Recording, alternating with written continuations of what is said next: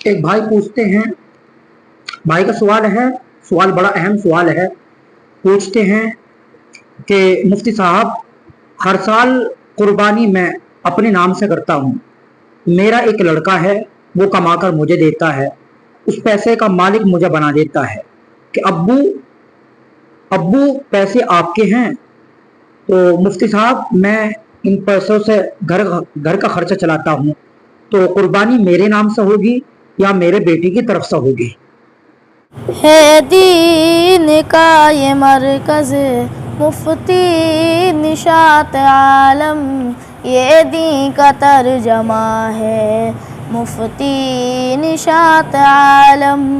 इनकी फिक्र तो देखो, इनकी तड़प तो देखो, तबलीग दीन का ये चैनल मुफ्ती निशात आलम।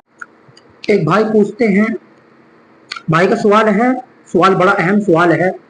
पूछते हैं कि मुफ्ती साहब, हर साल कुर्बानी मैं अपने नाम से करता हूँ। मेरा एक लड़का है, वो कमाकर मुझे देता है, उस पैसे का मालिक मुझे बना देता है कि अब्बू अब्बू पैसे आपके हैं। तो मुफ्ती साहब, मैं इन पैसों से घर का खर्चा चलाता हूँ, तो कुर्बानी मेरे नाम से होगी या मेरे बेटे की तरफ से होगी? ये जो सवाल भाई का सवाल है, ये हर साल जब भी कुर्बानी का वक्त आता है, हर साल जो भाई कुर्बानी करने का इरादा रखते हैं, उनके जहन के अंदर ये सवाल होता है।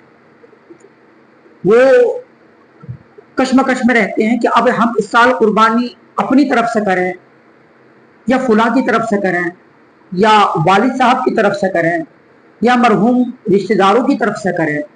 हम कुर्बानी किसकी तरफ से करें? पिछले साल तो हमने अपने दादा की तरफ से करी या नाना की तरफ से करी, फुला की तरफ से करी, इस बार हम किसकी तरफ से करें?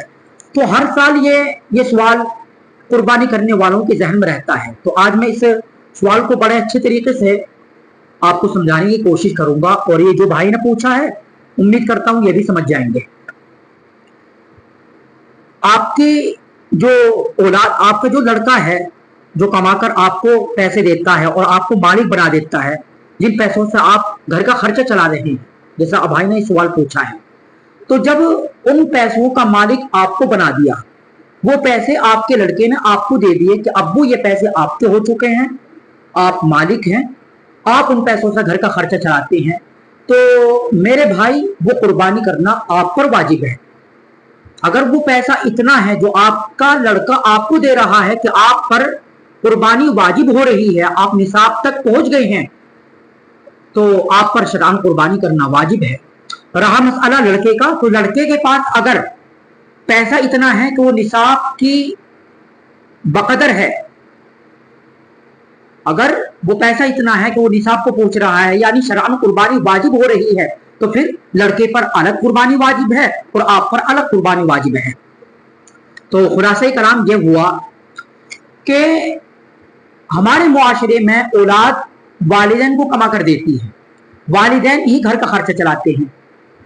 ऐसी सूरत के अंदर औलाद जो कमाकर वालिदैन को दे रही है, तो वो पैसे वालिदैन के होते हैं। वालिदैन उन पैसों को अपने इस्तेमाल में भी लाते हैं, घर के खर्चे भी चलाते हैं। तो ऐसी सूरत के अंदर कुर्बानी वालिदैन पर वाजिब हो रही है।